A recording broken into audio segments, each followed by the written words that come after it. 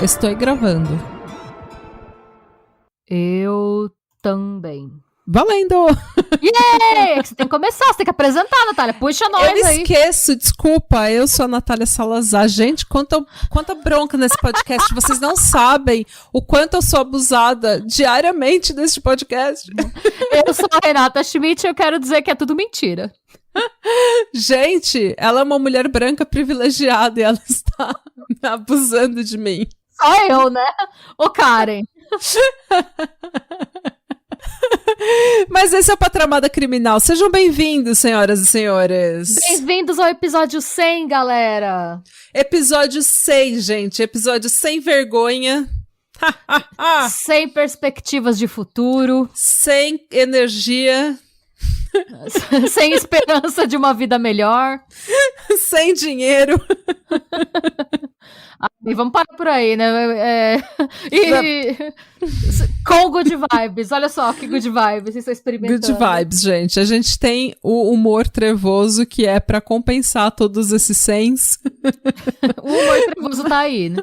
O humor trevoso tá aí. Se você veio aqui falar de tragédia, ouvir tragédia, esse é seu lugar. Pra você que também é trevosinho. Hoje nós temos um episódio muito especial, porque eu vou falar com orgulho, porque ela é minha amiga. Tá? As fontes desse episódio são Renata Schmidt. Por quê, gente? Por que, Renata? Explica pra gente por que você é a dona desse episódio.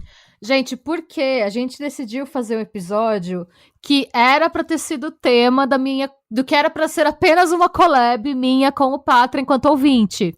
Exato. Vocês lembram de quando a gente tava fazendo collab com os ouvintes? Então, a Renata, ela começou a conversar comigo, acho que foi em dezembro, novembro do ano passado. Não, 2019. 2020. Não, porque a gente gravou no meio de 2020. Não, a gente gravou em dezembro de 2020. Ah, foi dezembro? E daí você entrou no final e começou em janeiro. Ah, então tá bom. Tá. Mas então, a dona Renata começou a falar comigo no Instagram, porque ela começou a ouvir o Patramada. E daí a gente eu falei assim pra ela, nossa, você fez isso, eu queria que te receber no meu podcast, não sei o que, porque a gente faz collab com os ouvintes, assim assado. E daí a gente foi fazer uma collab e ficou 20 minutos sobre o tema e 3 horas sobre absolutamente tudo, porque a gente é faladeira maneira. Yay! E daí clicou, e daí a gente falou, gente, essa pessoa precisa ser host desse podcast, porque a gente tem muita mesma vibe. Yay! E hoje em dia é ela que está aqui, gente. Sou eu, me maltratando, me abusando. Não tô maltratando ninguém. Tô de boinha aqui. Só queria comer um bolinho. Sabe aquele meme do cara? Eu só queria comer um bolinho. E você aqui me falando de sexo casual. Eu nem sou daqui. Essa sou eu nesse momento. Eu só queria comer um bolinho. E fiquei até com fome. Mas, gente, eu estou extremamente feliz que você fez o que você vai falar que você fez e que a gente tentou fazer esse episódio um ano atrás, mais de um ano atrás, 1 ano e meio atrás, e que hoje em dia nós somos mais que amigas, podcasters. Co-hosts. Co-hosts, parceiras de crime, parceiras de business, parceiras do cansaço. E no cansaço. O episódio de hoje, finalmente, é a minha tese lá da pós, meu artigo de conclusão de curso da pós em psicanálise, sobre o Ted Bundy. Ei! Finalmente. Todo mundo pede pra gente fazer uns clássicos. E eu sempre falo, gente, os clássicos não dá pra fazer, porque assim, todo mundo já falou que tem que ser falado sobre o Ted Bundy. O que a gente vai fazer de novo? Mas daí vem uma Renata Schmidt e faz uma tese de conclusão de pós-graduação analisando o Ted Bundy. Daí isso é novo, isso a gente precisa comentar. Sim, é verdade, gente. É a minha tese. Eu trouxe aqui, eu não vou ler a tese pra vocês porque ia ficar muito chato. Graças a Deus. Mas, basicamente, a minha ideia original, na verdade, era fazer uma tese analisando o Ted Bundy e o Ed Kemper tendo como ponto de vista o complexo de Édipo. Mas a minha orientadora gostou do tema, mas ela achou que fazer dos dois era muito extenso. E aí ela me disse para escolher um. E eu escolhi o Ted Bundy por uma razão, porque, na verdade, a minha teoria sobre ele, e é isso que eu falo no meu artigo, é um pouco diferente da teoria mainstream, de por que ele fazia o que ele fazia. E eu achava que eu tinha a obrigação de deixar registrado em algum lugar que a minha opinião, e pelo que eu tinha estudado, era diferente realmente do mainstream. Exato. E que tava então, e aí foi... Aí eu acabei ficando com o caso dele. Inclusive, eu ainda quero fazer um episódio sobre o Kemper. Primeiro porque ele tá vivo ainda, né? Ele tá vivo e eu preciso falar, o Ed Kemper é o meu favorito. Eu tenho tanta raiva do Ed Kemper porque eu tenho empatia pelo Ed Kemper. Isso me acaba com a minha cabeça. É que o Kemper, ele é o oposto do Bundy em vários sentidos. Então, o outro motivo pelo qual eu queria fazer ele junto com o Bundy era explicar um pouco das diferenças. E eu tenho que fazer um episódio porque quando eu dei minha proposta de artigo pra minha orientadora, eu já tinha pesquisado tudo sobre o Kemper, eu já sabia o caso dele. É que ela me mandou cortar. Então, eu já sei, eu já tenho a tese, já tá tudo meio que elaborado, sabe? É só dar um tapinha ali. Ótimo. Mas é por isso, gente, que a gente vai fazer. Então a gente vai falar do Bundy, como o que a Nath falou, né? Se a gente não tem nada a acrescentar, às vezes a gente prefere não fazer um caso mainstream e fazer um caso que as pessoas não conheçam. Mas eu acho que a gente precisa falar sobre o Ted Bundy, porque realmente eu acho que eu pessoalmente não acho que ele matava pessoas que pareciam a namorada, tá, gente? Essa é a minha opinião, já dou spoiler aqui.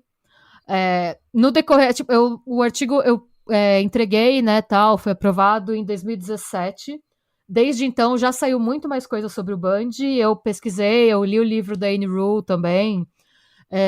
E mesmo com tudo a mais que já saiu e tudo que eu vi, a minha opinião sobre ele continua sendo a mesma. E é isso. E vamos que vamos. Vamos começar. Gente, vamos pra infância do menino Bundy. Ai, meu Deus. Eu acho que ele é o serial killer, na real, sim. Ele é o mais conhecido hoje, eu acho, né? Se ele não é o mais conhecido, ele é o... Ele tá entre os 5 mais, ou 3 mais. Eu não consigo saber quem é o mais... A santíssima trindade, entre aspas, o starter package de quem gosta de true crime é o Bundy, o Gacy e o Dahmer, né? Mas bem, tá bom. O pessoal só tava refletindo sobre. Eu vou começar descrevendo a infância do Bundy nas palavras dele mesmo, com um trecho da transcrição da última entrevista que ele deu em vida, que foi transmitida pela Fox no programa A Current Affair, em 23 de janeiro de 89, 17 horas antes da execução dele, tá? Ele diz: eu cresci numa casa maravilhosa, cercado por 2 pais dedicados. Éramos em 5 irmãos e éramos o foco das vidas dos nossos pais. Íamos frequentemente à igreja, eles não bebiam, não fumavam, basicamente eu era uma pessoa normal.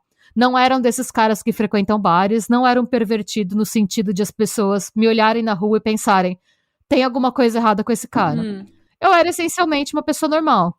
Eu tinha bons amigos, levava uma vida normal, com exceção desse pequeno segmento destrutivo que eu mantinha muito secretamente. E não deixava ninguém saber sobre. Parte do choque, do horror que minha família e amigos experimentaram quando fui preso pela primeira vez foi por não terem a menor ideia de que aquele era eu. Eles me viam como o típico garoto norte-americano. Gente. E o pior de tudo é que até no statement, até nas coisas que ele fala sobre ele é um serial killer. Sim. Eu vejo muito Dennis Reynolds, sabe? Quando eu leio. Exatamente, porque, tipo, sabe aquela piada que a gente fez, que é tipo, nossa, é exatamente o que uma mulher branca de dreadlock ia falar? Que você sabe que uma pessoa branca que usa dreadlock, você sabe o que ela vai falar. Você sabe os papos que ela vai chegar com, entendeu? Ele é exatamente o que um serial killer falaria. Bom, vamos lá. Isso, e, de novo, gente, assim, uma coisa que eu quero reforçar, né? De novo, não, mas isso é o que ele falava da própria infância, tá? Não é necessariamente o que realmente aconteceu. Porque a gente vai ver que esse é um elemento muito constante na vida dele, o fato dele criar uma narrativa que convinha pra ele sobre a visão que ele tinha dele mesmo, tá? Ted Bundy nasceu Theodore Robert Cowell em 24 de novembro de 1946 em Vermont, nos Estados Unidos. Ele era filho da Louise Cowell com um veterano da Força Aérea Norte-Americana. Versão oficial, tá? Essa é a versão oficial que a gente tem de quem ele era. E, pra evitar um escândalo, porque quando a Louise engravidou ela não era casada, os pais da Louise decidiram que eles iam assumir a criação do Ted e a Louise, que era a mãe, na verdade, ia ser a irmã mais velha dele. Então, na verdade, ele foi criado pelos avós como sendo pais dele e a mãe dele, ele cresceu achando que a mãe dele, na verdade, era a irmã dele. Extremamente normal, né? Opa. E o pior é que naquela época eu acho que era mais normal do que a gente gosta de pensar. Sim, é verdade. Não é o Jack Nicholson que tem essa história também? Nossa, não sei. É? Eu acho que ou é ele ou o Robert De Niro, mas eu acho que é ele, o Jack Nicholson. Tem a mesma história. Eu não sabia. Nossa, gente. Um virou um ator famoso, o outro virou um filho da puta serial killer. Choices. E a família dele fez o pacote completo, tá? A mãe / avó chegou a usar barriga falsa pra fingir que tava grávida. Nossa, gente, a grávida de Taubaté. A grávida de Taubaté. Original. Eles mandaram a Louise foi mandada pra outra cidade, pra ninguém ver ela barriguda. Ela pariu em outra cidade. Foi todo um esquema bizarro, assim. Ao contrário do que ele descreve, a família dele não era estável. Ele cresceu presenciando quem ele achava que era o pai, que era o avô dele, né? Ele cresceu presenciando o avô espancando a avó, ou o pai espancando a mãe. E, inclusive, mais pra frente, depois que tudo aconteceu, né, que a gente já sabe o que é, porque né, ninguém vai ser surpreendido com essa história, mas o que eles acreditam hoje é que, na verdade, o Bundy, ele é fruto do abuso sexual que a Louise sofreu do próprio pai. Então, que, na verdade, o avô dele era realmente o pai dele. Porque primeiro, o seu pai é um militar. Era a desculpa que todo mundo dava quando tinha algum escândalo na família. Você inventa um pai que morreu na guerra. Segundo, mesmo depois que tudo estourou, nunca apareceu esse pai. Não tem um nome, não tem nada, não tem uma foto. Então, acreditam realmente, conhecendo o avô dele, que provavelmente ele foi fruto da relação incestuosa. É a versão da namorada que não estuda na mesma escola, estuda na outra escola. Que nunca é real. Beijei a menina da praia, né? Já beijei várias na praia. Então, assim, né, a gente já tem aí um abuso. A gente tem uma criação toda errada, né? Basicamente. E mais pra frente, quando o Ted tem 5 anos, a Louise casa com um homem que chama John Culpeper Bundy. E ela decide levar o Ted com ela, exatamente por conta do ambiente tóxico que era a casa dela. E não só levar ele pra outra casa, ela decide mudar de estado. Aquele lance dela querer sair pro mais longe possível que ela conseguir da família dela. Mas ela levou ele sem contar pra ele que ele era filho dela. Então, na verdade, ele não entendeu nada, porque por mais que o Ted presenciasse os espancamentos, ele nunca foi vítima de violência. Porque o avô / pai dele era extremamente próximo com ele. Assim, próximo dele. Ele tinha uma relação de muita proximidade. Ele era extremamente mimado. E ele admirava muito o pai-avô dele, né? Sim. Dizem que ele tentava emular um pouco o comportamento do pai-avô. Tanto que ele desprezou o sobrenome Bundy mais pra frente a vida inteira dele. Ele achava que Bundy era sobrenome de blue collar worker. De pessoas simplórias. Ainda por cima ele não entendia. O pobre de direita. Não, total. Bem o pobre de direita mesmo. O pobre de direita nunca decepciona. Então ele não entendeu nada. Basicamente, você tem uma criança de 5 anos que, na cabeça do Ted Bundy, assim, ele foi sequestrado pela irmã. Ele cresceu sem entender por que a irmã dele tinha tirado ele da casa dele, do contato com quem ele achava que eram os pais dele, né? O que é um puta trauma pra uma criança pequena. Sim. Ele falou mais pra frente que ele nunca perdoou a irmã por ter tirado ele da casa dos pais. E ele detestou, como eu falei, o fato dele ter sido adotado pelo padrasto e ter recebido o sobrenome do padrasto.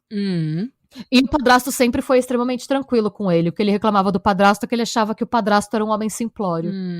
Ao contrário também do que ele mesmo fala, ele sempre foi considerado estranho. Ele era extremamente... ele achava que... Ele só enganava ele mesmo. Ele achando que ele era o popular da escola, o naipe. E na verdade ele era só tipo o Matthew McConaughey naquele Dazed and Confused. Que ele tinha 40 anos e ficava no high school, assim, no colegial com as meninas. Na verdade, eu não acho nem que ele achava que ele era popular. Na verdade, eu penso que ele decidiu mentir mesmo. Que ele criou uma realidade que se adequava mais à visão que ele queria ter dele mesmo. Ah, ele só metiu louco? Eu penso que sim, porque quando você analisa a infância dele, o tempo livre dele, o que ele fazia? Logo, a Louise teve outros filhos, né? E ele tinha que cuidar dos irmãos mais novos, então ou ele tava cuidando dos irmãos mais novos, ou ele tava matando animais. Mas, gente... Na escola, ele era alvo constante de bullying e humilhações por parte dos colegas. E mais pra frente, ele parou de ser alvo de bullying quando ele começou a demonstrar um comportamento instável e explosivo parecido com o do avô dele. Que era quem ele admirava. Isso tava na ficha escolar dele, que ele começou a ficar extremamente violento. Ele era o tipo de criança que decide virar o abusador pra escapar de situações socialmente desconfortáveis. Ainda de acordo com os arquivos da ficha escolar dele, ele era um masturbador compulsivo e um voyeur que espiava as interações sexuais alheias durante a noite. Ele saía escondido de casa quando ele era criança pra tentar ver as pessoas transando pela janela. Ted, Romaima. Por que tudo isso era relevado ajude a escola? gente a te ajudar, se não é popular, se ninguém, todo mundo zoa com a sua cara, mas ajuda a gente a não fazer isso também, né? Poxa vida. Depois que ele começou a ficar extremamente violento, as pessoas só zoavam ele quando ele não estava prestando atenção. Tipo, aquele cara é maluco, sabe? Ainda assim, tudo isso era relevado porque ele apresentava um rendimento acadêmico brilhante, era considerado educado, refinado e muito inteligente. E exatamente por todas essas características, ninguém entendia quando ele chegou na adolescência e tal, e chegou na idade de começar a trabalhar, por que ele não conseguia parar no mesmo emprego. Porque normalmente, hoje já é um pouco assim, mas principalmente naquela época, quando você começava a trabalhar lá com os 15, 16 anos, eram desses empregos de adolescente meio período, e normalmente você fica meio que no mesmo lugar, sabe? Fica até você ir pra faculdade e tal. Ele ficava semanas, no máximo meses em cada lugar e mudava. Tem uma coisa, eu não lembro quem falou, mas a gente tem aquela ideia de que a maioria dos CEOs são psicopatas, ou, sabe? Mas eu vi um psicólogo falando, eu não lembro quem que foi, mas era um psicólogo falando, o psicopata ele não fica muito tempo no mesmo lugar, porque ele vai sendo descoberto, então é mentira achar que ele vai ter um emprego estável o suficiente para chegar no cargo de CEO. Na verdade, não é só por ele ser descoberto, também tem o tédio. Ele se entedia muito fácil, porque ele não tem... Ele precisa de muito mais estímulo que uma pessoa normal precisa para se manter motivado. Tanto que tem gente, por exemplo, tem um documentário que chama Freestyle, que não tem nada a ver com o Ted Bundy, tá? Que é sobre os alpinistas que eles sobem montanhas sem equipamento. Sim. Que você tá... É da National Geographic, é bem bom esse documentário. Que você, assim, você basicamente pode morrer a cada passo que você dá, você pode morrer. E eles analisam o cérebro do cara que hoje é o principal alpinista nesse segmento, né? E eles viram que a estrutura mental deles seria de um psicopata. Porque a reação dele, ele precisa de estímulos de adrenalina e de, tipo, dopamina muito altos para ter uma reação que a gente tem, por exemplo, sentado na mesa do bar trocando ideia com os amigos. Então, esse é o tipo de interação que não dá nada pra ele. Ele tá sentado na mesa, ele tá entediado. Entendi. Então, é esse tipo de raciocínio, assim. Ele fica entediado e muitas vezes, quando é uma pessoa que... Por exemplo, esse cara que eu acabei de falar do freestyle. Ele é um cara que ele tem uma super carreira, ele ganha um super dinheiro, é casado, tem filho, ele tem uma família normal. Porque ele teve uma infância amorosa e normal. Os pais dele entenderam que ele era diferente, não sabia necessariamente por quê, mas deram pra ele as ferramentas pra ele ser diferente, explorar o que ele queria e deram muito amor pra ele. Ele é uma pessoa muito amada. Então, essa é uma pessoa que tem uma estrutura mental diferente, teve uma infância e um acolhimento normais. Agora, você pega uma pessoa com essa estrutura mental e coloca ela num lugar em que ela presencia espancamento, abuso, um lugar instável que ela é mudada de ambiente sem ter uma conversa, ela tem... as mudanças são impostas a ela sem grandes explicações. Você tem meio que a tempestade perfeita, assim, porque o exemplo que ele tem de atividades é baseado em violência e abuso de substância, e a sua vida familiar, que deveria ter sido mais normal, é um pouco errática, assim. A sua irmã te cria como se ela fosse sua mãe, não te conta por quê, você tinha um pai que você gostava, você foi adotado, e não tem diálogo, não tem, sabe? Você tem meio que... Ele tá entediado, vai fazer o quê? Vai lá ficar espiando as pessoas transar. Não tô defendendo ele, gente. Só, assim, é aquilo. Não justifica, é só pra mostrar o cenário. Mas explica. E é isso, ele ficava entediado e buscava outra coisa. Porque era aquilo que ninguém entendia. Tipo, nossa, gente, um menino tão bom. Por que ele tá aí? Menino esforçado. Beleza, em 67, com 21 anos, ele entra na Universidade de Washington. Foi lá que ele conheceu a famigerada Stephanie Brooks. Foi assim, ele considerava a Stephanie, e aí a gente entra também no lance da objetificação do psicopata, né? Não é que ele se apaixonou pela Stephanie. Ele considerava a Stephanie o objeto de desejo para a vida que ele queria ter. Sabe essa pessoa que pensa assim, quando eu comprar uma Birkin bag, é uma prova que eu venci na vida, ou quando eu tiver um carro importado... Pra ele, quando eu casar com a Stephanie, quer dizer que eu venci na vida. Eu vou ser aceito pela sociedade. Exatamente. Ela representava a vida que ele achava que ele merecia. Ela vinha de uma família extremamente rica. E ela, quando eles estavam juntos, né, ele era o cachorrinho dela. Então, ela levava ele para os jantares com a família dela, ela levava ele para esquiar, ela levava ele para viajar numa cabaninha nas montanhas, no inverno, na frente da lareira. Ou seja, a namorada que todo mundo queria, inclusive eu. Eu também seria a cadelinha dela, só tirar umas férias. Não, total. Nesse estágio da minha vida. E ele foi tendo acesso a esse mundo de uma galera muito... Ele teve acesso ao mundo republicano, basicamente, sabe? A classe média alta, a esquiar, a conversar com pessoas que são, tipo, senadores, deputados. Ele achava que essa era a vida que ele merecia e que tinha sido tirada dele. Ele achava que era nesse tipo de família que ele deveria ter nascido. E a Stephanie nada mais era do que o ticket pra ele entrar, era o ingresso premiado pra ele entrar nessa vida. Então, eu quero deixar isso bem claro, porque depois e até hoje a galera romantiza um pouco, como se ele fosse um cara que fez todas as merdas porque ele tinha uma cabeça torta e tava apaixonado. Não é isso, nunca foi amor. Nunca foi amor, até porque ele é incapaz de amar uma pessoa. Então, assim, ele encontrou o meal ticket dele, o ticket pra vida que ele achava que ele merecia. Mas 1 ano depois do começo do relacionamento, ela termina com ele. Porque ela considerava ele extremamente tímido e retraído e ela procurava um cara com potencial para ser um político republicano. Ela queria alguém articulado, queria alguém que fosse extrovertido, que fosse engraçado, bem relacionado. Ela fechou as portas da sociedade para ele, falando que ele não era husband material. Sei.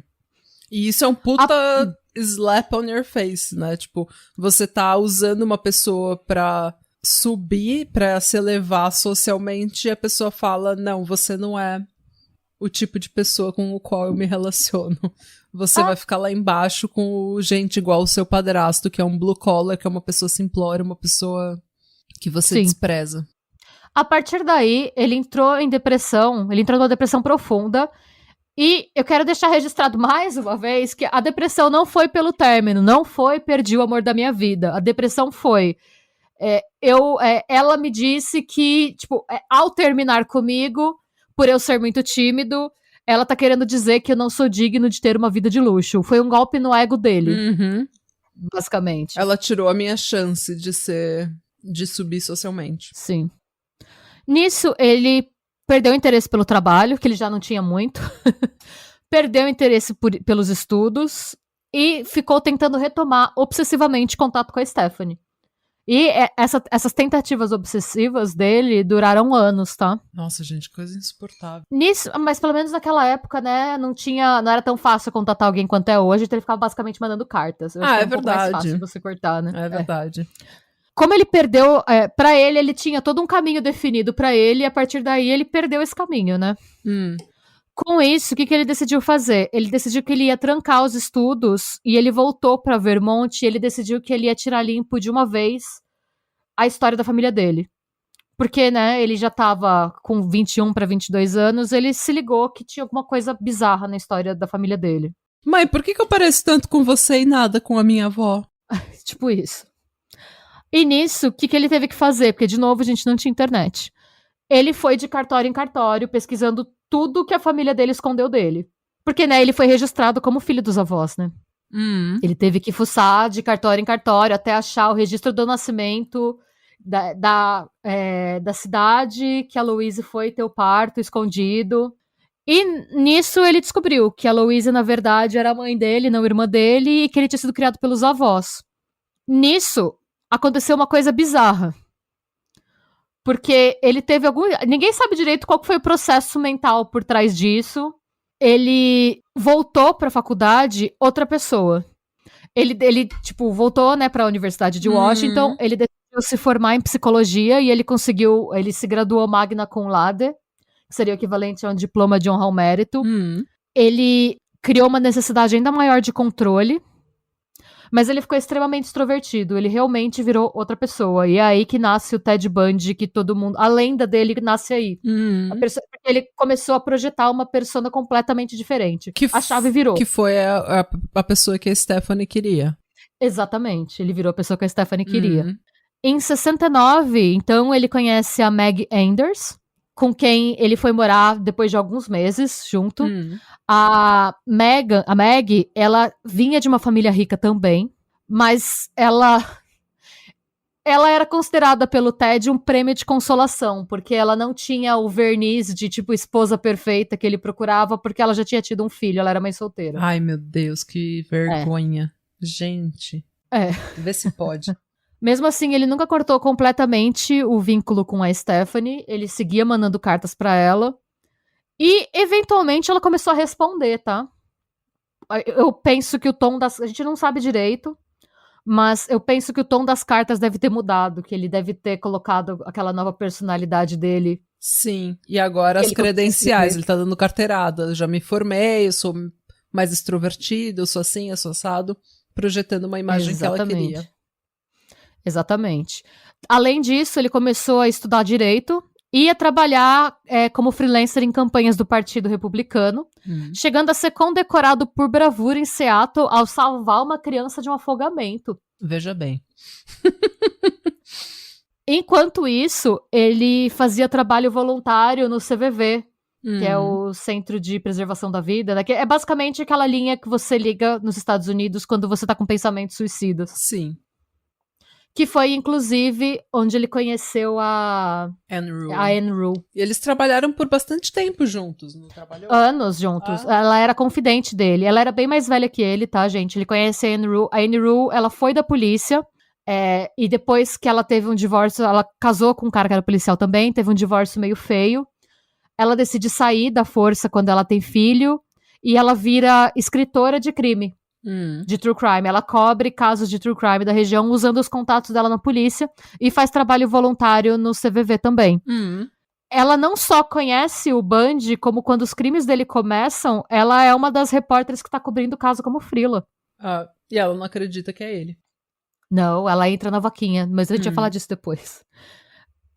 Enfim, essa é a fase que a fase de ouro do Bundy, né? Quando ele tava lá, o jovem em ascensão do Partido Republicano. Promissor. E ele fica nessa, assim, os anos dourados dele, né, vão seguindo até os anos 70. Em 73, ele viajou a trabalho pra Califórnia, e reencontrou a Stephanie Brooks. Ai, meu Deus.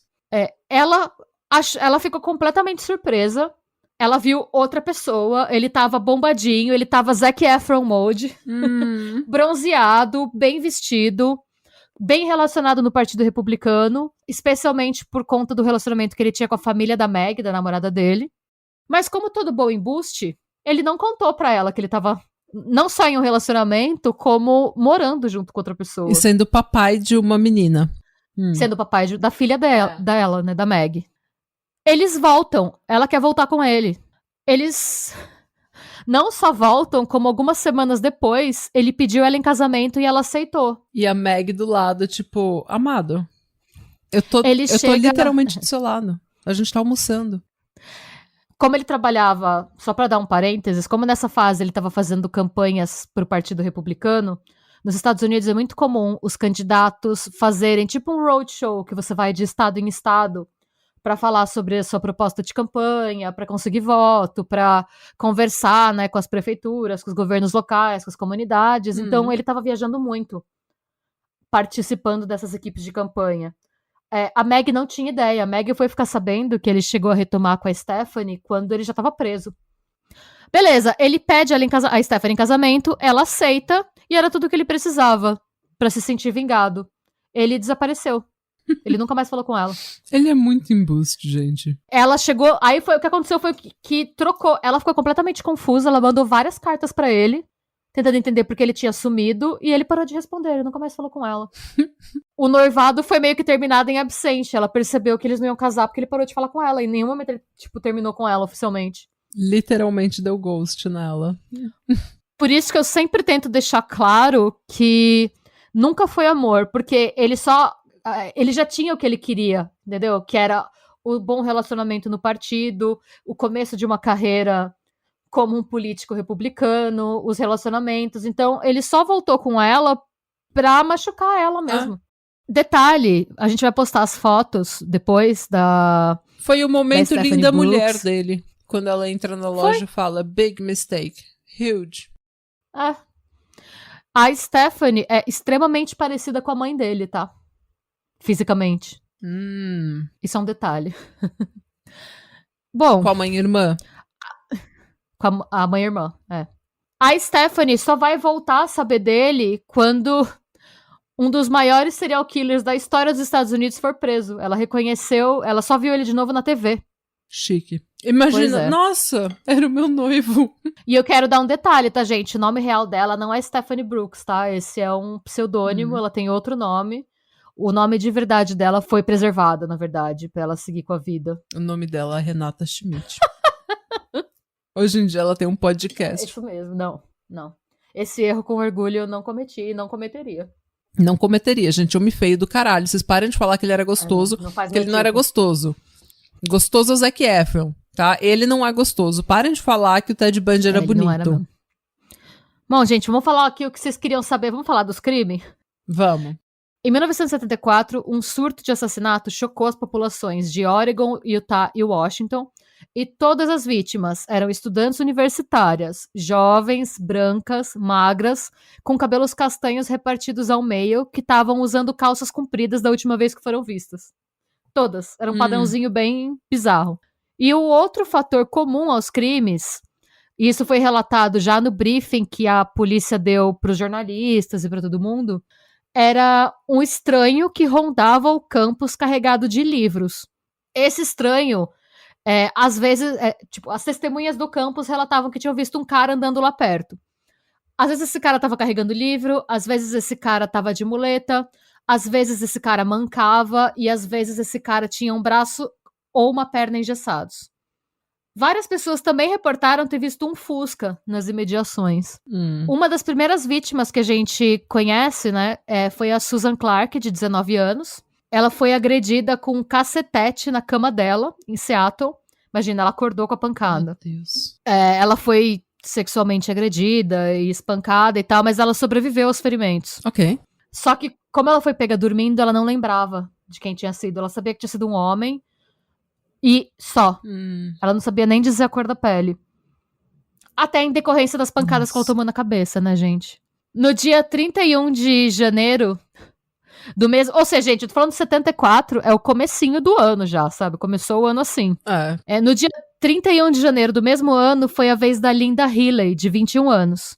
A Linda, infelizmente, faleceu. E as únicas evidências que a polícia tinha foram os lençóis e uma camisola manchados de sangue, mas o sangue era da própria Linda, não tinha o sangue, o agressor não deixou o sangue, né?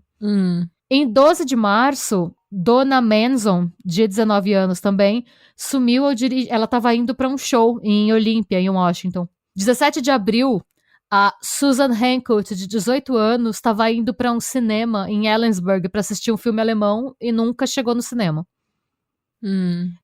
6 de maio, a estudante de 22 anos, Roberta Parks, saiu para dar um passeio em Corvallis, era perto de onde ela morava, e ela nunca mais voltou. 1º de junho, a estudante Brenda Balls, também de 22 anos, saiu de um bar em Seattle com um desconhecido e nunca mais voltou. 10 dias depois, Georgiana Hawkins, de 18 anos, ia se encontrar com um namorado e nunca apareceu. 14 de julho, mais 2 mulheres, Janice Ott, de 23 anos, e Denise Nashlund, de 19. Elas estavam na região do lago Sammamish. Aparentemente era uma coisa normal para fazer durante o verão, por lá. 18 de outubro, Melissa Smith, 17 anos. Ela era de Midvale e desapareceu após sair para encontrar uma amiga numa pizzaria. A Melissa era filha do chefe de polícia local. E esse foi uma red flag, porque por ser filha do chefe de polícia, ela não era uma pessoa que dava confiança para estranho. Então foi meio que uma red flag pra polícia. O corpo dela só foi encontrado 9 dias depois, próximo ao Summit Park, nas imediações das montanhas Wasatch. A necropsia mostrou que antes de ser morta, ela foi fortemente espancada, torturada, estuprada e estrangulada.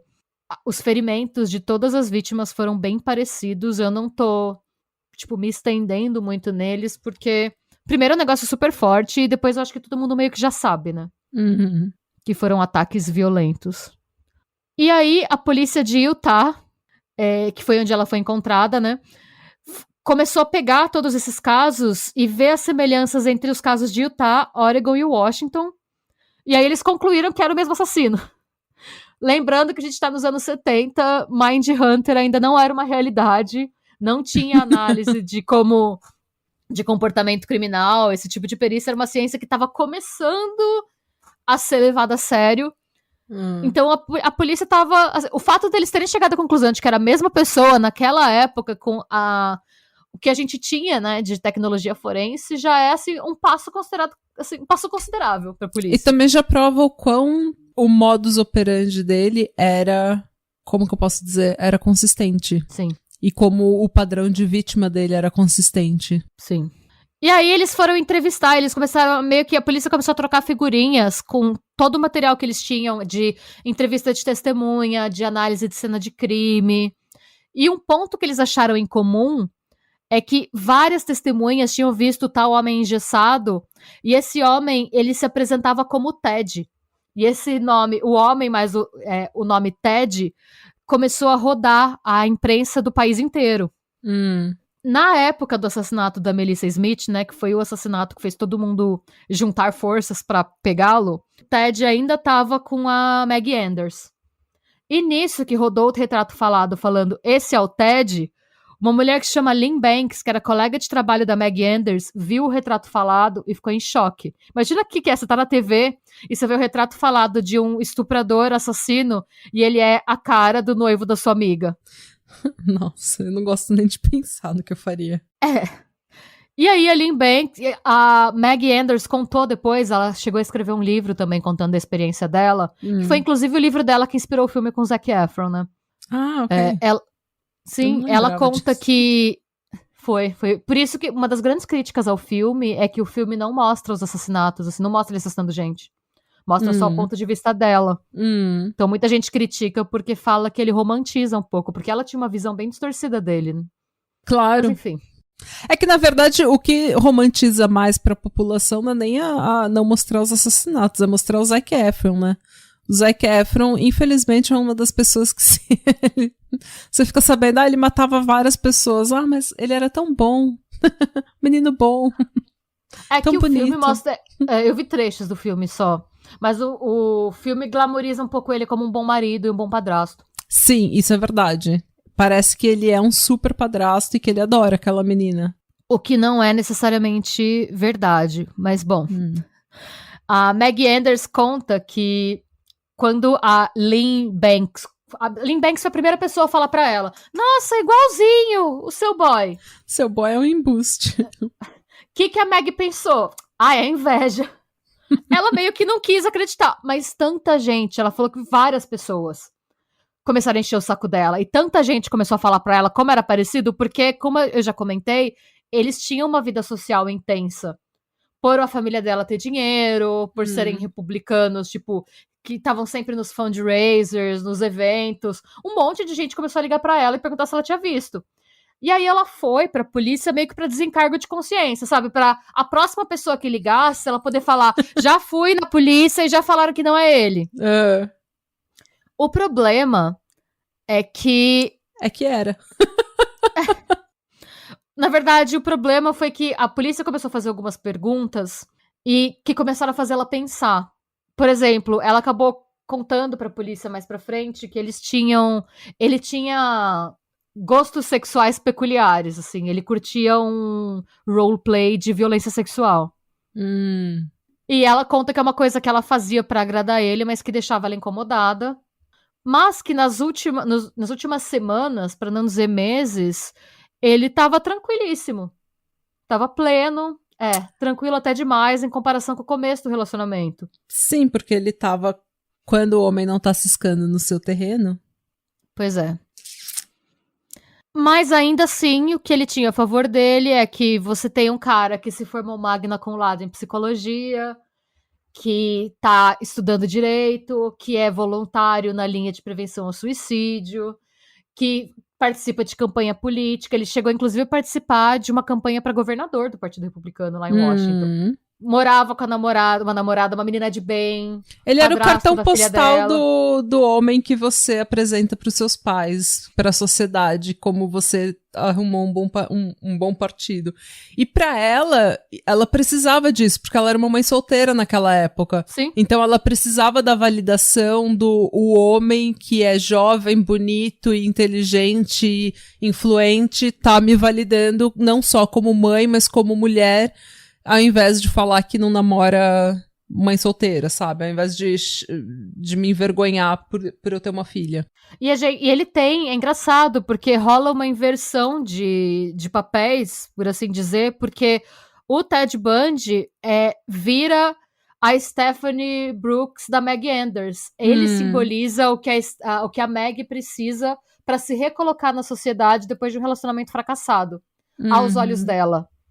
Então, ela releva muita coisa, inclusive do comportamento sexual dele, que ela já fala que ela se sentia incomodada, pelo fato dele ser exatamente isso. Ele é o cara branco, articulado, inteligente, bem-sucedido, com um futuro promissor, que me escolheu.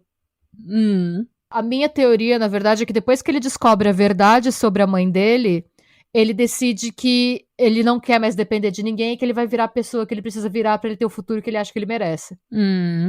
Eu acho que ele fica com mais ódio da origem dele.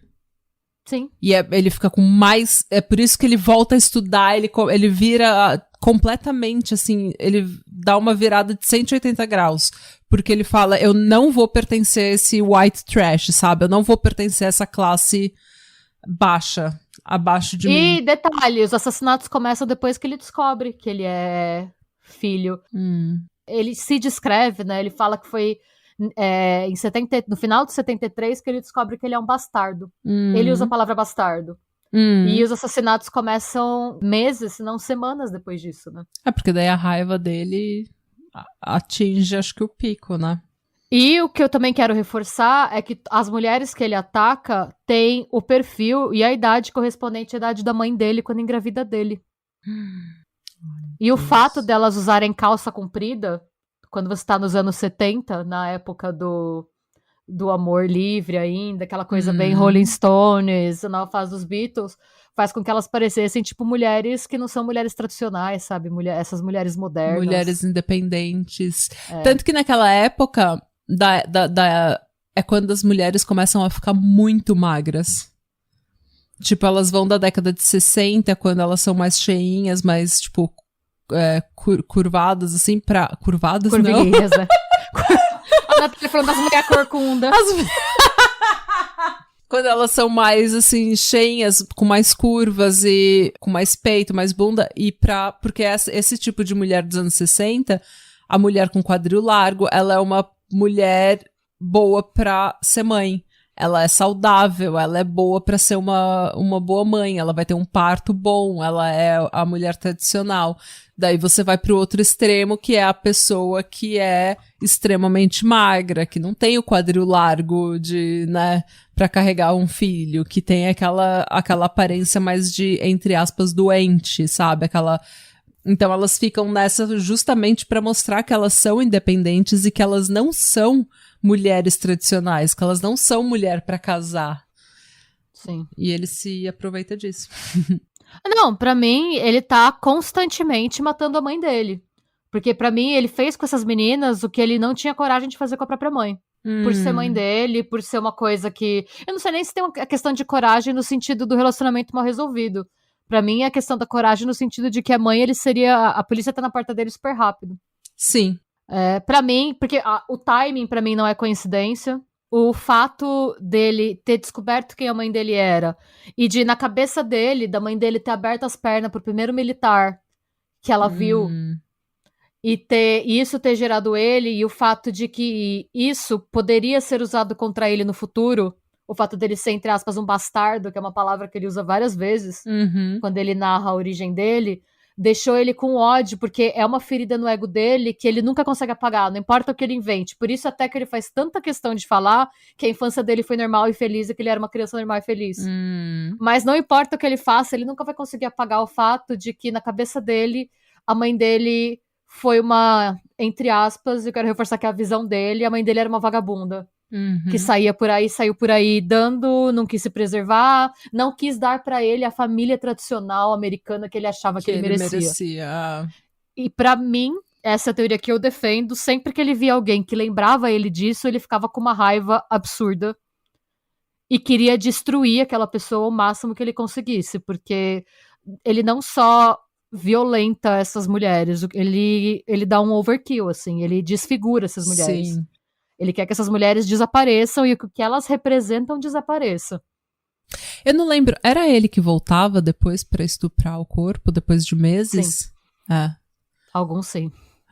Eu fico, é que ele não foi o único, mas ele é um deles. É que ele não é o único que volta pra estuprar, mas eu sei que pelo menos aquelas que estavam na montanha, que você falou, sim.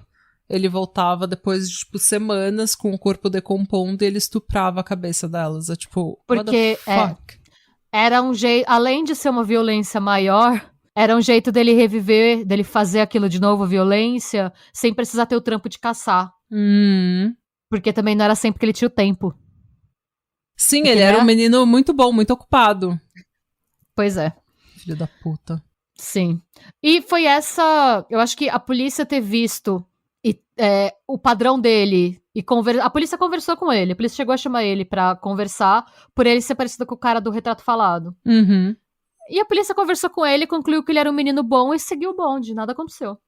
Foi aquela conversa de brother, sabe? Tipo, sim. O próprio juiz no julgamento dele. Você é um homem muito inteligente. Queria ter te conhecido numa outra circunstância. Você seria um colega de profissão. Tipo, puxando o saco desse filho da puta que matou várias mulheres. Essa negligência da polícia trouxe consequências absurdas pra muitas mulheres. A exemplo da Carol Daronte, de 18 anos. A Carol foi fundamental para o que aconteceu, para a trajetória, né, do caso do Bundy. Ela era uma estudante de Utah. Ela estava no shopping procurando livro, assim, para comprar livro, uma coisa totalmente trivial, assim. E enquanto ela estava passeando pelas prateleiras da livraria, ela foi abordada por um segurança. O segurança mostrou a credencial para ela, chamava Official Roseland. E ele perguntou se ela tinha estacionado o carro dela perto de uma loja da Sears. E ele descreveu o carro. E ele perguntou o número da placa, ela confirmou o número da placa. E o segurança informou que teve uma tentativa de arrombamento do carro e pediu para ela acompanhar ele até a delegacia para ver se nada tinha sido levado. E ele disse que eles tinham que ir no carro dele para não contaminar a cena do crime. E ele disse que pra ela ficar tranquila, porque era procedimento padrão. E ela... Eu faço isso com todas as minhas vítimas. Ele não tava mentindo. É um procedimento padrão que eu uso com todas as minhas vítimas. O segurança do shopping vai te levar na delegacia, gente. Segurança do shopping, enfim. Bom, eles chegam. Ela começou a achar estranho, porque ela falou que no começo é a coisa mais normal do mundo. Um homem que tá lá, ele te mostra uma autenticação, ele descreve o seu carro, ele fala onde tá estacionado, fala quem tenta entrar. Claro. Ela disse que foi meio natural pra ela obedecer. E ela foi com ele até o estacionamento. Ela estranhou, porque ela viu que o carro era um Fusca. Não tinha nenhuma identificação no carro, não tinha, assim, nenhum adesivo. Hoje, parando pra pensar, porra, né? Daí tinha aquele adesivo do Bolsonaro de 2017. 2018. E aí ela falou que ela desconfiou, então ela pediu pra ele alguma autenticação, algum documento que comprovasse que ele tava trabalhando pro shopping. E ele entregou.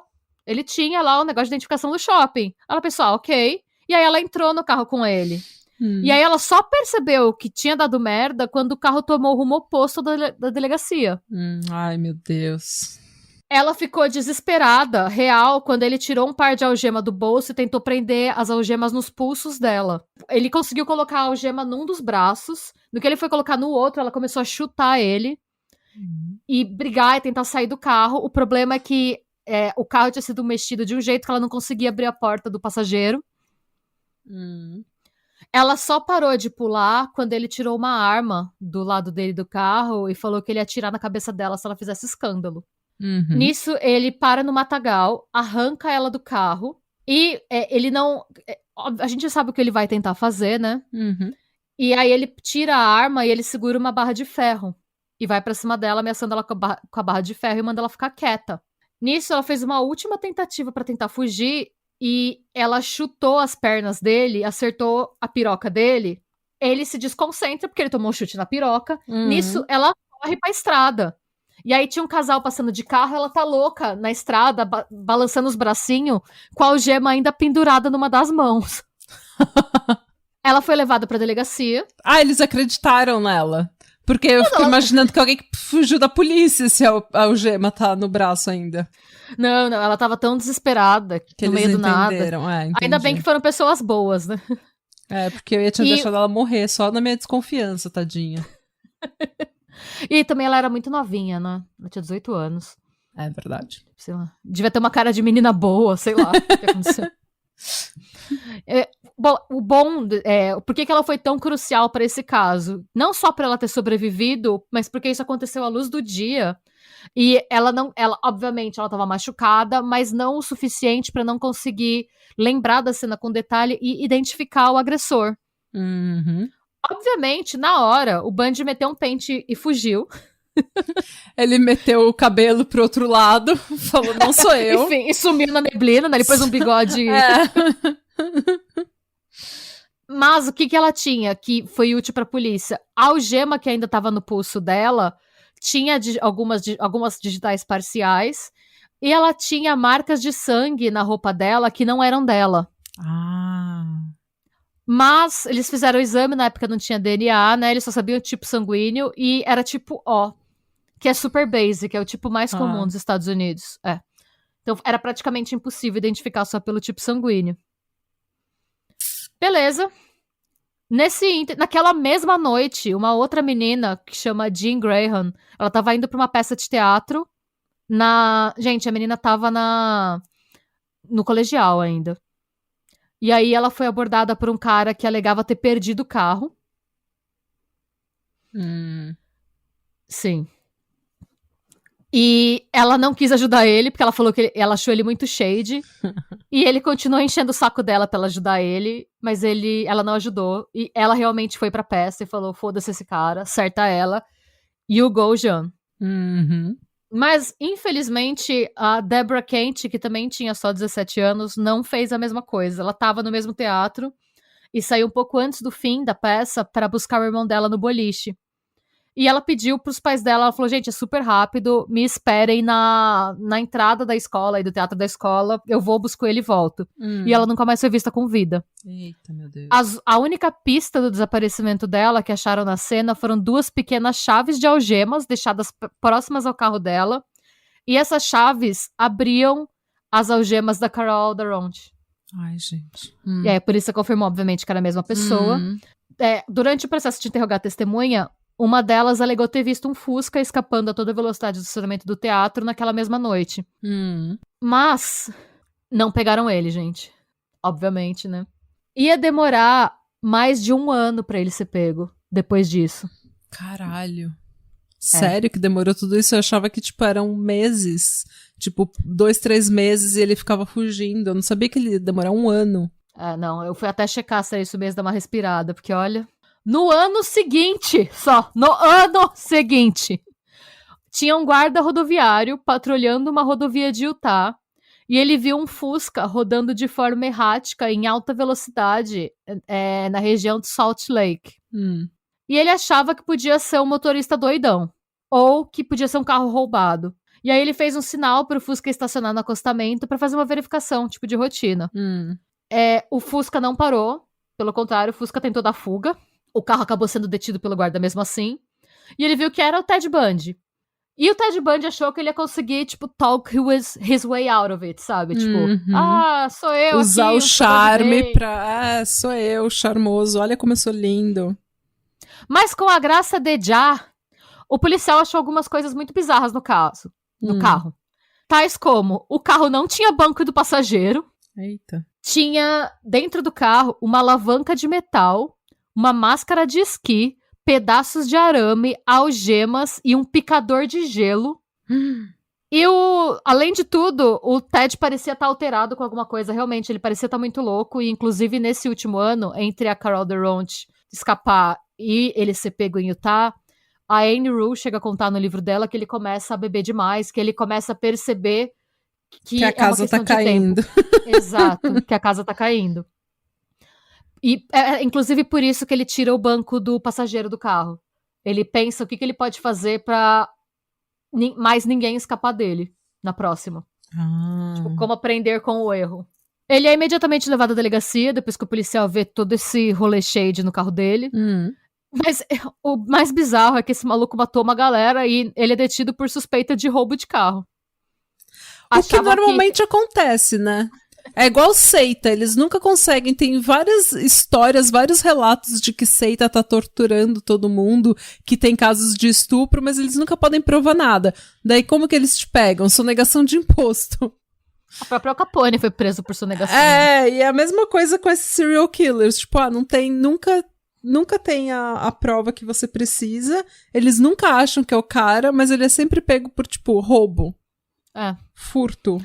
No que o guardinha, o guarda rodoviário, leva ele pra delegacia, os policiais veem que, primeiro, as algemas que estão no carro são do mesmo modelo das que a Carol Durant tinha no braço, quando ela foi pra delegacia dar depoimento. Ele era igualzinho ao retrato falado do Ted, que tava todo mundo mostrando, você viu o Ted. Mas se você percebeu, o meu nome é Ted, não Ted. Então tem uma grande diferença. A barra de metal que tava no carro era idêntica à descrita pela Carol Durant no depoimento dela. E aí ele foi considerado o principal suspeito do caso, foi preso e não teve fiança que tirasse ele da delegacia. A Maggie Enders foi convocada para depor de novo, o que foi bem difícil para ela, porque aqueles detalhes que ela tinha dito na delegacia acabaram meio que virando de conhecimento público, né? Que imagina naquela época. E ela não só deu as pra uma mãe solteira que já sofria o estigma. Sim. E ela também tinha que dar depoimento sobre as viagens que ele fazia, pra ver se as viagens e os lugares que ele tava batiam com os crimes, né? Aí a gente entra de novo, né, nas informações que ela deu que ajudaram o andamento do caso. O interesse cada vez menor dele por sexo, a manifestação de fantasias sexuais estranhas envolvendo escravidão e estupro. Ele começou a criar um hábito que ela chamou de bizarro, que era guardar bandagens e gesso em casa. E ela perguntou por quê, e ele falou que é porque eles podiam precisar, porque eles tinham uma criança pequena na casa. Eu tô fazendo teatro. Mas a informação mais crucial que ela forneceu na época foi o fato de que ele viajou para aquele Lake Sammamish em julho, falando que ele ia praticar esqui aquático, que foi onde desapareceram a Janice Ott e a Denise Naslundo. E aí, a polícia começou a cruzar as informações de cartão de crédito dele com as datas e locais dos crimes. E aí descobriram que ele estava em cada cidade na época exata de cada desaparecimento do estudante. Então tinha cartão de crédito, o retrato falado, o depoimento da Carol Durant, as algemas, o depoimento da Maggie Anders, os registros médicos e os depoimentos de testemunhas que viram o suspeito engessado em todas as datas. E aí ele foi preso. Inicialmente, ele foi preso para ser julgado só pelo sequestro da Carol Durant. Ele foi considerado culpado pelo sequestro dela em 23 de fevereiro de 76 e sentenciado a 15 anos de prisão. E aí, gente, pensa que todo esse terror que ele tocou durou 2 anos só. Olha, nossa, foi muito pouco. Porque, anos, tipo, ele 74, fez tanto foi, tipo, 20 anos em 2. Igual o Kubitschek. Foi 50 anos em 5, né?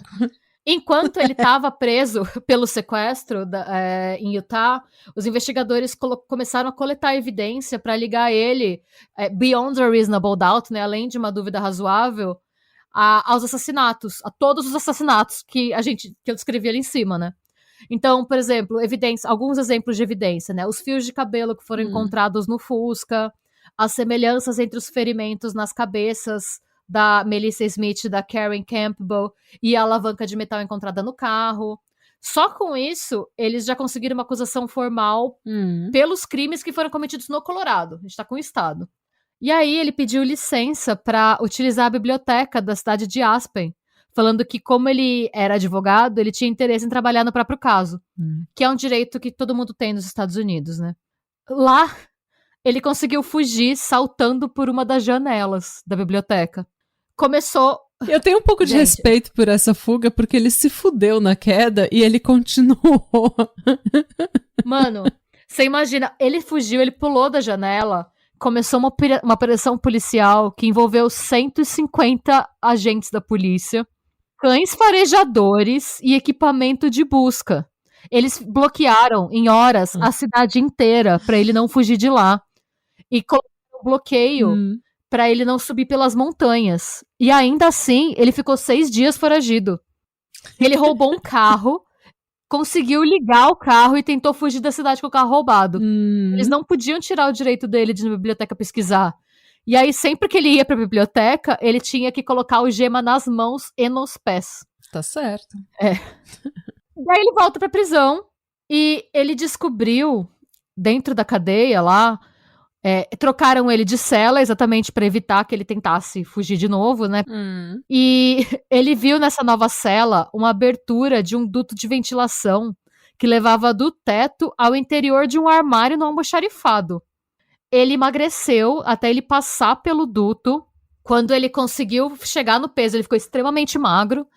Ele escalou essa abertura do teto e ele ficou sentado no armário por horas até o prédio esvaziar. Nisso, viram que ele saiu que ele não estava na cela, todo mundo saiu procurando por ele. Quando o prédio esvaziou, ele saiu pela porta da frente do presídio. Porque ele se vestiu de policial, não foi? De zelador, ele pegou a roupa que estava no almoxarifado.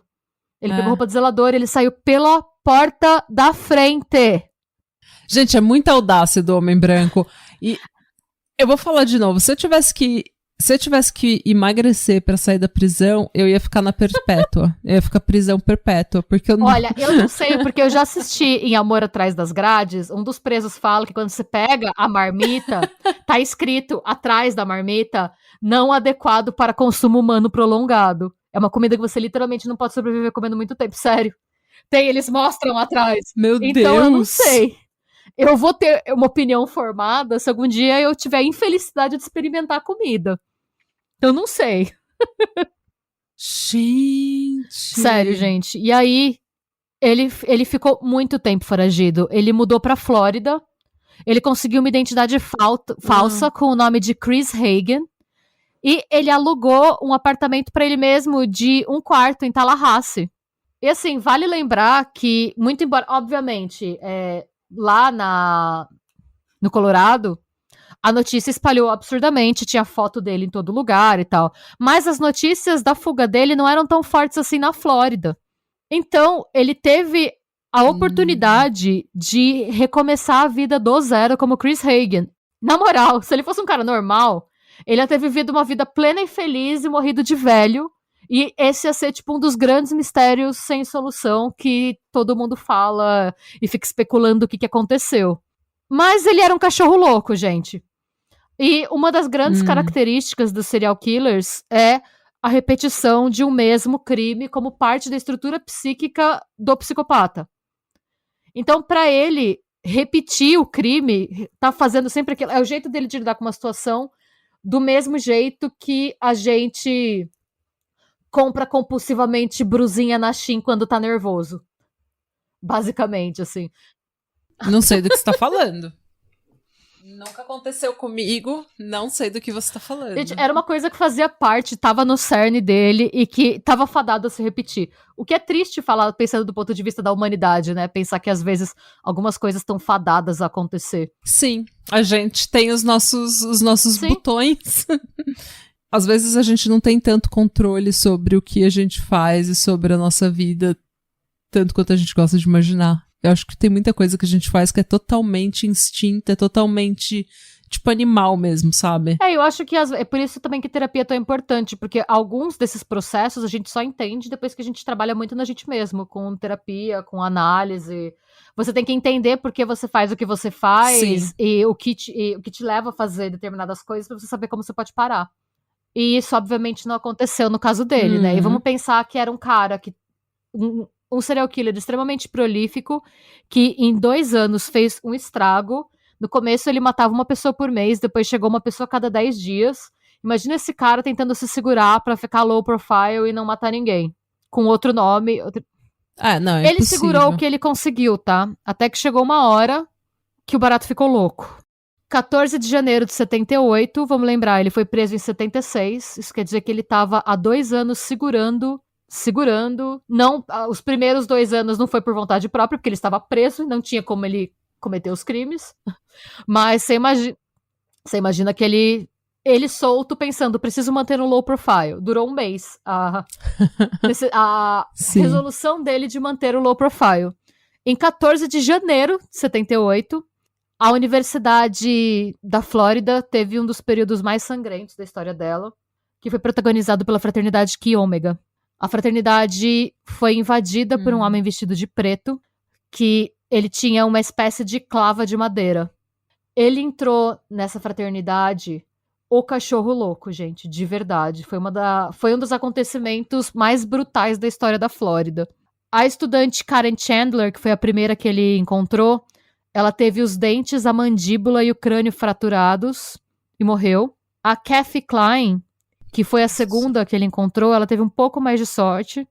Ela sobreviveu, mas ela sobreviveu com furos por todo o rosto, a mandíbula quebrada em 3 lugares e ela foi chicoteada repetidamente no pescoço. Outras 2 estudantes, que foi a Lisa Levy, de 20 anos, e a Margaret Bowman, de 21, faleceram com ferimentos similares. Todas foram repetidamente furadas no rosto, tiveram a mandíbula quebrada, foram violentadas e chicoteadas. Gente, a polícia estava investigando a cena do crime, a polícia entrou, parecia uma cena de filme de terror, a fraternidade toda destruída, toda cheia de sangue, um monte de, assim, um rastro de corpos. Enquanto a polícia não tinha nem começado a perícia, quando eles receberam da viatura um segundo chamado a alguns quarteirões da fraternidade, na casa da Cheryl Thomas. Ela foi atacada dormindo e ela sofreu 5 fraturas no crânio, na mandíbula e um deslocamento no ombro. Ela sobreviveu, mas ela apresentou sequelas permanentes. Ela ficou surda e ela ia enfrentar problemas no equilíbrio e tal, e para andar, decorrentes das lesões cerebrais pelo resto da vida dela. A única evidência que encontraram no quarto dela foi a máscara de esqui. Ainda assim, depois de tudo aquilo, ele não foi pego. Ele ficou foragido, escondido por mais 20 dias, e ele roubou uma van e conseguiu ir até Jacksonville, onde ele encontrou a Kimberly Leach, a vítima mais nova que a gente tem registro. Ela só tinha 12 anos. Nossa Senhora! O corpo dela foi descoberto num parque estadual da região. Alguns dias depois, foi a vez da Leslie Parmenter, de 14 anos. O lance não é que ele estava mudando o modus operandi, tá? É que ele tinha menos opção. Se ele pudesse escolher, ele teria o mesmo perfil de vítima, ele teve que, entre aspas, trabalhar com o que ele teve. Depois do ataque na fraternidade, estava todo mundo tão desesperado na região que ninguém mais estava dando confiança pra ninguém.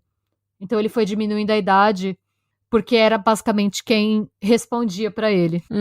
A Leslie Parmenter estava esperando o irmão dela ir buscá-la na escola. Gente do céu. Ela era filha do chefe de polícia local, e o Bundy se apresentou pra ela como um bombeiro. Como ela também era filha de chefe de polícia, ela tinha bastante orientação pra, assim, como lidar com situações de tensão. E ela percebeu que o bombeiro não tinha nenhum uniforme ou identificação. Então, ela decidiu ignorar o bombeiro fake. E ela foi extremamente inteligente, porque ela anotou a placa do carro dele. Primeiro que ela viu, né, que bombeiro não dirige van, a van do sex offender, né? Nisso, ela anotou a placa do carro, viu que ele não parecia ser um bombeiro de verdade e entregou a placa do carro pro pai dela. O pai dela é o detetive James Parmenter. E Como aí ele assim? verificou... Eu não sou um bombeiro. Olha o meu chapéu, e aquele chapéu de criança, sabe? De fantasia de bombeiro. Aquele chapéu de plástico. Olha o meu chapéu! Eu sou um bombeiro, sim, minha filha. Nossa. Você sabe com quem você tá falando? Nisso, eles viram o pai dela, né, o detetive James Parmenter, ele pegou a placa, ele viu que era uma van roubada, foi atrás, achou a van, mas quando ele achou a van, ele já tinha trocado a van por um Fusca laranja. Ele curte um Fusca, esse maluco. Ah, gente, cada um com a sua. E ele tava indo rumo a Pensacola. Aí a gente tem, eu não sei se é uma coincidência ou se é uma implicância da polícia, mas o Fusca foi parado por um guarda rodoviário porque estranhou o comportamento errático do Fusca. De repente, o Bundy era só um péssimo motorista. Pode ser. Porque foi aí que ele foi capturado. Quando ele foi capturado e filmaram, ele falava que não era ele, tá? Ele falava, não, eu não sou o Ted Bundy. Esse não é meu nome. De novo, eu não sou o Ted, o meu nome é Ted. É T-E-D. Não tem nada a ver com o Ted Bundy. Totalmente diferente. Completamente diferente. Você já viu o meu uniforme do Corpo de Bombeiros? Coloca o chapéu. Eu também de sou novo. um segurança de shopping. Exatamente, tá aqui o meu crachá.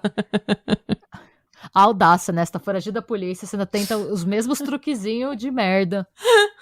Peraí, deixa eu repartir meu cabelo do outro lado. Você nunca vai me reconhecer. Vou colocar uma barba aqui.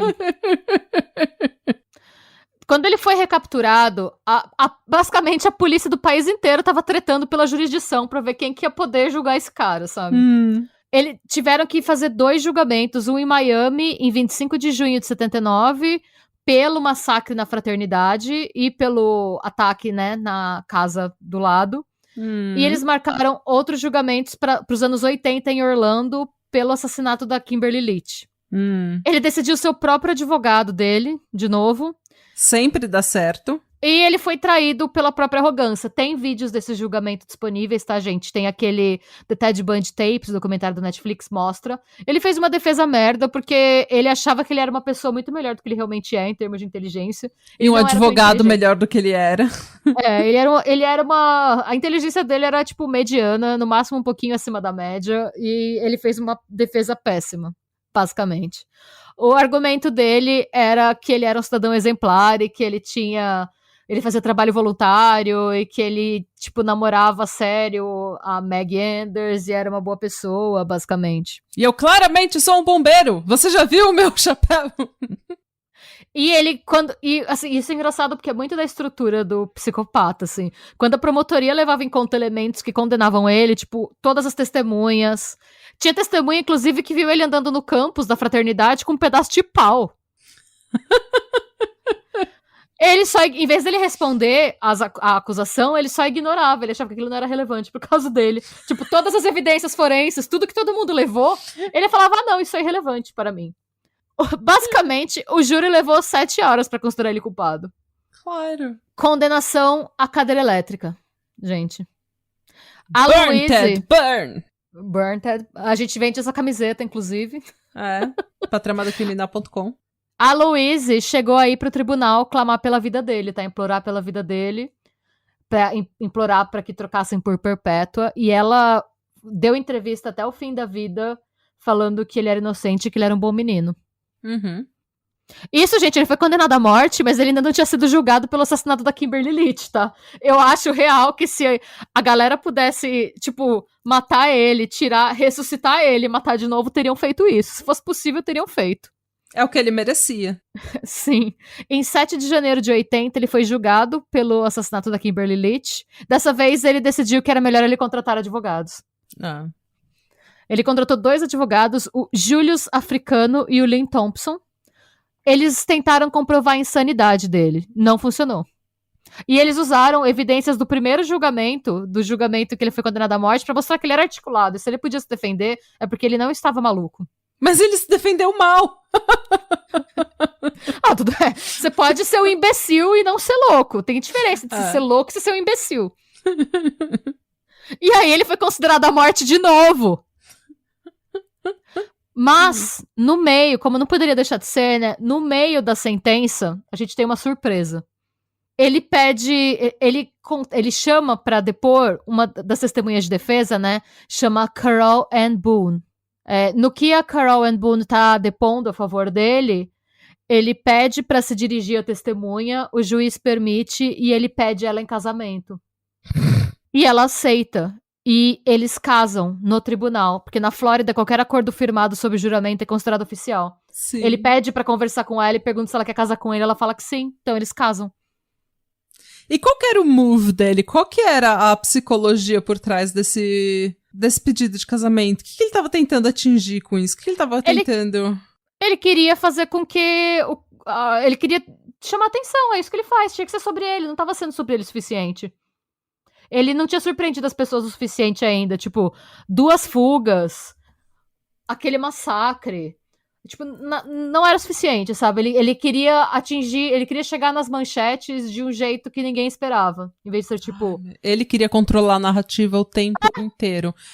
Eu acho que tem tanta gente que eu vejo hoje em dia na mídia que não consegue calar a boca. A pessoa é claramente culpada, a pessoa claramente errou, a pessoa claramente fez merda, e ela não consegue não controlar a narrativa, ela não consegue falar, gente, caguei.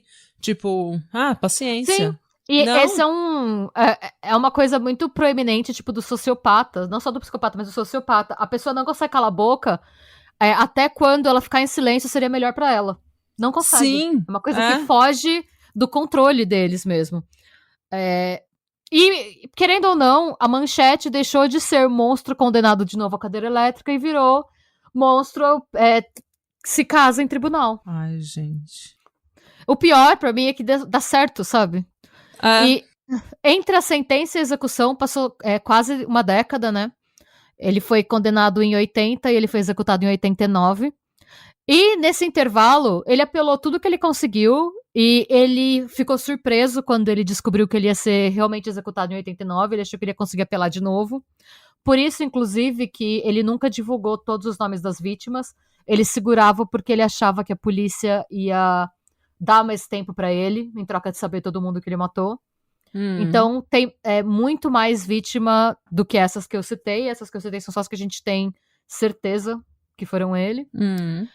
Além disso, além de ficar escondendo o que ele fez da polícia, ele passava o tempo livre dele dando entrevista pra imprensa. Sempre que ele achava que estavam esquecendo dele, ele queria falar com alguém. E ele atuou como consultor da polícia de Washington no caso do Green River Killer. Inclusive, esse acontecimento foi o que inspirou o livro Silêncio dos Inocentes. Não sabia que ele tinha inspirado esse livro. Sim, ele deu o insight pra capturarem o Green River Killer, como a cabeça funcionava e tal, veio dele. Nossa. Bizarramente. O tempo dele acabou, finalmente, em 24 de janeiro de 89, quando ele foi executado, aos 42 anos. A última refeição dele foi filé de frango, ovos e purê de batatas. A última bebida dele foi um café. Até a comida dele é um basic bitch.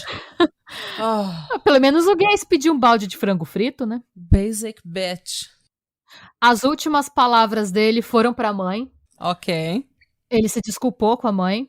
E, gente, a ironia, quem puxou a alavanca da cadeira elétrica foi uma policial de longos cabelos castanhos repartidos ao meio. Ai, que delícia. Depois da execução, ou na verdade durante a execução, né, tinham 2.000 pessoas na porta da polícia, da cadeia, com cartazes, música, cerveja e churrasco. E a camiseta que a gente vende, que é o Burn Bundy, Burn. Patramadacriminal.com. Ele engravidou a esposa dele, né, a Carol. Imagina você crescer sabendo que você é filha do Ted Bundy. A gente não sabe o nome da filha dele, tá? A Carol Ann Bone, depois que ele foi executado. Ela diz que ela achava que ele era inocente.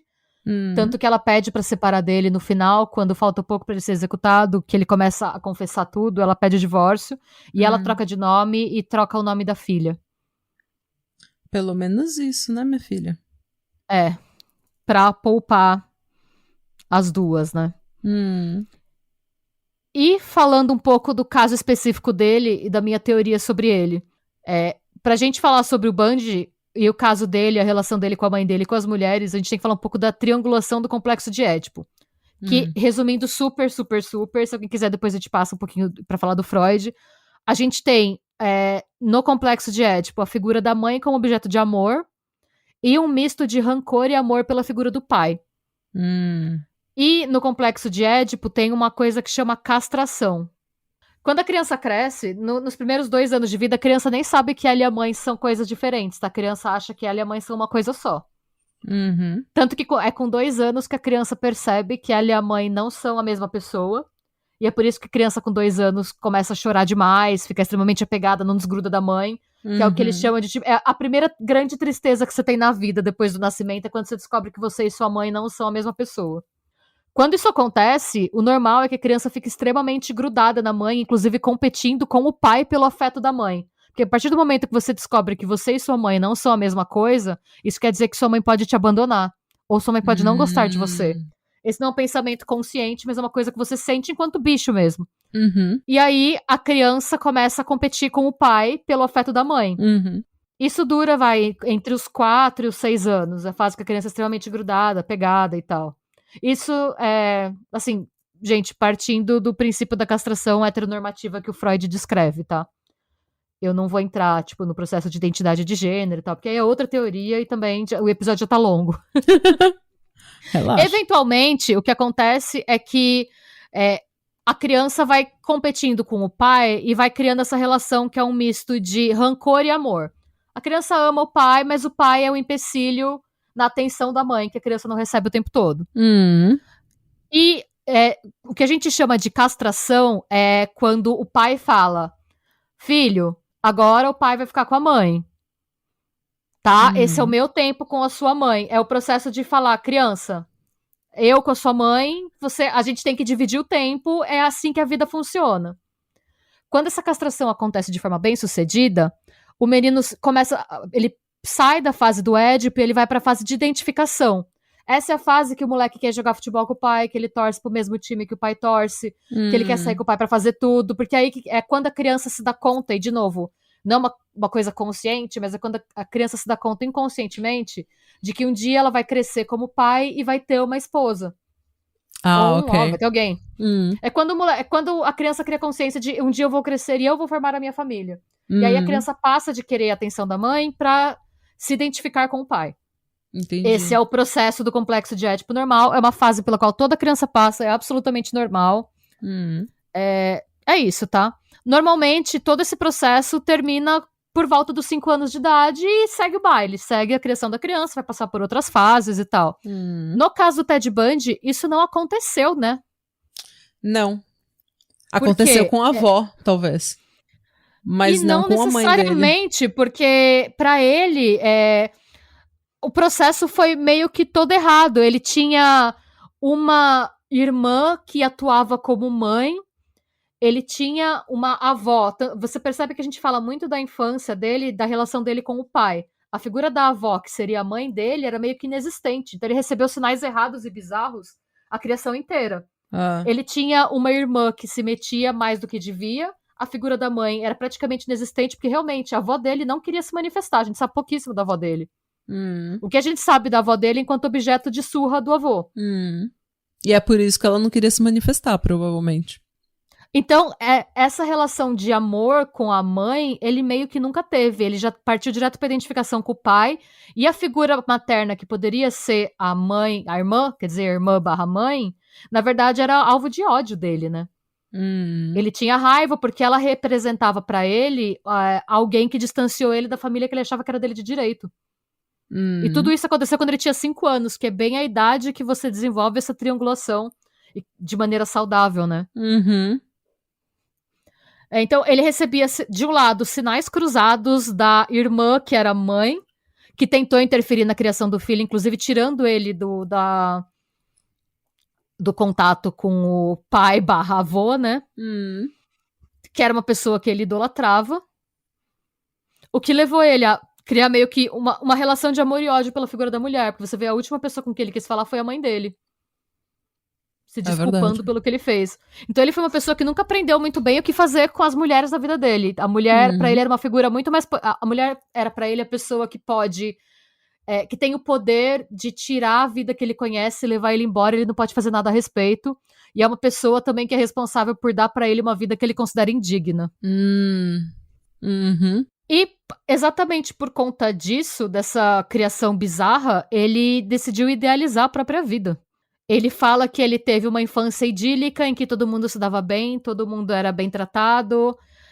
E ele descreve isso como a vida... Parando pra pensar bem, ele falando da vida dele normal, dos pais e tal, você percebe que o que ele conta não tem nada a ver, porque ele saiu daquela casa com 5 anos. Não tava nem lembrado do que acontecia. Não, ele inventou. Ele simplesmente projetou o que ele queria que tivesse acontecido e ele saiu falando. Sim. Eu vou falar de novo desse documentário que eu acho que tá na HBO. Chama Crazy Not Insane. E é um documentário maravilhoso e a psiquiatra desse documentário, ela fala que ela explora a hipótese dele dissociar. Porque ela analisa a escrita dele em várias cartas e notas do tribunal e tudo mais, e ele assina de formas diferentes, e ele escreve de formas diferentes, como se fosse 2 pessoas escrevendo. E ela explora essa possibilidade. Então também... É que eu acredito que dissociar é uma coisa... Eu acredito que ele nega, porque pra mim é isso, assim, e eu quero deixar bem claro que eu não tô culpando a mão dele pelo que aconteceu, tá, gente? Não, claro que não. A mãe dele fez o que ela conseguiu pra tirar ele do ambiente, mas qual que é a resposta dele pra uma situação bizarra e horrível que aconteceu? Porque provavelmente, como a gente já falou, a mãe dele foi vítima de violência sexual do próprio pai, que é uma coisa horrível.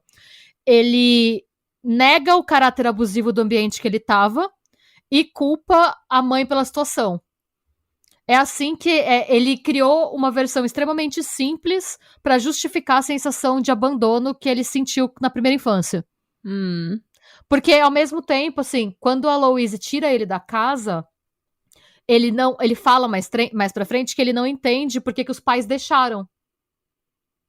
Ele sente que não lutaram por ele, quando, na verdade, os pais pensaram, ela casou. Agora ela pode ser mãe. Sim.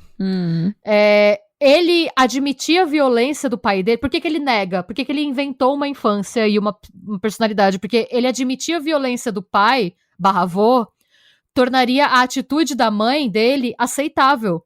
E isso ia desconstruir completamente a estrutura psíquica dele, quem ele acreditava que ele era e quem ele acreditava que ele merecia ser. Porque ia tornar ele vítima de uma situação abusiva e uma pessoa vulnerável. Então, eu não sei se dissociar é bem o termo, porque tem gente que usa dissociar pra dizer que, tipo, você nem lembra do que aconteceu, como se não fosse com você, como se fosse outra pessoa. Eu não lembro o que ela quis dizer, eu só lembro que ela queria estudar, ela comenta que é uma pena que a gente assassine, porque é isso que a gente faz com a pena de morte.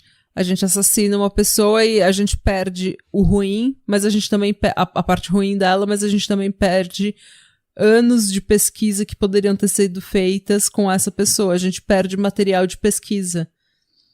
E pra ela... Sim, é real. A gente mata o nosso objeto de pesquisa e depois a gente tem que ficar no achismo, porque a gente não tem o objeto de pesquisa. Porque eu penso que aí depende também do que você considera dissociar. Porque tem gente, por exemplo, tem gente que acredita que a dissociação é você negar que aconteceu, você falar, não, isso, eu não sou essa pessoa, isso aconteceu, não é um lado meu. Se ele ignorasse isso, como se isso não acontecesse com ele, por exemplo, não voltaria para locais dos crimes para violar os cadáveres. Pois é. Porque não aconteceu. Eu penso que ele tinha uma capacidade de compartimentalização absurda no nível... eu não vou pensar sobre isso, então enquanto eu não estou pensando sobre isso, é como se não tivesse acontecido. Ele tem a caixinha de papelão mental que ele abre quando ele quer para relembrar, e às vezes a caixinha fica muito cheia, ele precisa fazer algo a respeito, e vai lá, age, guarda mais uma caixinha e vai. E pra ele mim, pelo divide a menos. vida dele inteira. Eu vou pular já, vamos lá, gente. Considerações finais, pra mim era meio que isso. Pra mim ele tem... Na verdade, eu acho que o término com a Stephanie Brooks não foi o fator o fator de estresse na vida dele que culminou com os assassinatos. Pra mim, na verdade, o rompimento com a Brooks foi um step no caminho, foi tipo uma alavanca que levou ele de volta à cidade natal e a busca pelas raízes dele. E, na verdade, o fator culminante pra ele ter estourado foi ele perceber que ele tinha sido gerado pela Louise e criado pelos avós, tendo ela como irmã, e, na verdade, ela ter tirado ele do núcleo familiar central foi uma tentativa de protegê-lo. Acho que esse rompimento com a realidade que ele tinha criado pra ele como sendo dele foi demais pra ele conseguir lidar, e que a partir daí ele, na verdade, pra mim, ele tava sempre matando a mãe e não a ex, até porque a partir do momento que ele termina com a Stephanie, ele nunca mais tenta falar com ela, ele não se explica. Na cabeça dele, ele resolveu. E ele continua matando, e ele já resolveu... ele que terminou com ela, ele já não queria mais ela. Sim.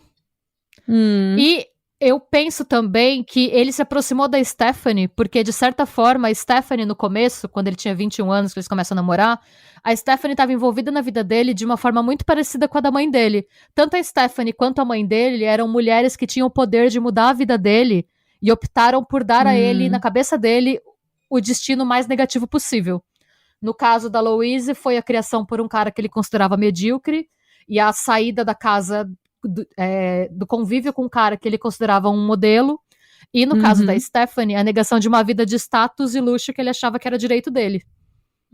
Então, ele estava preso no ciclo vicioso de acreditar que ele era dominado por mulheres que mantinham ele afastado da grandeza que ele acreditava que tinha o direito de merecer e de conquistar. Então, na cabeça dele, ele tinha todo o potencial para ser uma pessoa foda, poderosa, incrível, e isso era constantemente retirado dele por conta de mulheres. E era por isso que ele continuava cometendo os crimes. Na verdade, ele queria desumanizar aquelas mulheres, porque ele não só violentava essas mulheres, ele furava os rostos, ele sempre acertava as cabeças, ele tentava desfigurar o rosto delas, ele tentava apagar. Ele queria destruir as mulheres. E, né, a idade também é um fator crucial. A idade das mulheres que ele atacava eram as mulheres que tinham a idade que a mãe dele tinha quando engravidou dele. E da Stephanie quando termina com ele aquela primeira vez, né? Tem uma frase do Freud que eu acho que sintetiza o Ted Bundy, que Freud, se tivesse vivo quando Bundy foi preso, teria usado para descrevê-lo. A maldade é a vingança do homem contra a sociedade pelas restrições que ela impõe. É o resultado do conflito entre os nossos instintos e a nossa cultura. E aí eu acho que a gente tem que pensar nas agressões que a gente não comete contra os outros, baseado em conflitos mal resolvidos que a gente tem com a gente mesmo, né? Eu acho que o mais assustador da história do Ted Bundy, de ver como ele tinha um lado que ele mostrava para a sociedade e um lado que era um lado obscuro, é que todo mundo, obviamente, não nesse nível, e não nesse nível de perversidão e de trevosidade e de horror. Eu acho que todo mundo tem um lado negro aí que a gente esconde dos outros e da gente mesmo. Eu também acho. Todo mundo tem, gente. Todo mundo sente inveja. Todo mundo às vezes acha que tá sendo injustiçado, que merecia mais. Sabe? A diferença é como a gente age, né? Acho que tudo que a gente deixa escondido muito tempo acaba saindo. E a gente vê isso em inúmeros casos, de inúmeras formas. E eu acho que a diferença é a sua capacidade de falar, né, eu tô viajando. Eu acho que essa é uma capacidade que eu percebo que nem todo mundo tem. Tipo, se você é uma pessoa bem criada, você cria essa capacidade de falar, Talvez eu não mereça tudo isso, talvez eu não seja tudo isso, talvez, sabe, é minha culpa o que aconteceu, talvez eu que tenha que segurar meus BO. Agora, se você não é uma pessoa que tem esse tipo de criação ou que tem esse tipo de instrução desde cedo, eu acho que você cresce meio delusional, assim, meio, não, tudo que eu faço tá ótimo, eu não tenho problemas. Vocês é que não estão respeitando a minha saúde mental, tá certo? Eu nunca fui errada. Eu acho que também a gente, às vezes, é um pouco aceitar, tipo, mano, merdas acontecem, sabe? Querendo ou não, o que aconteceu com ele quando ele era criança não era culpa dele, sabe? Ter sido fruto de uma relação.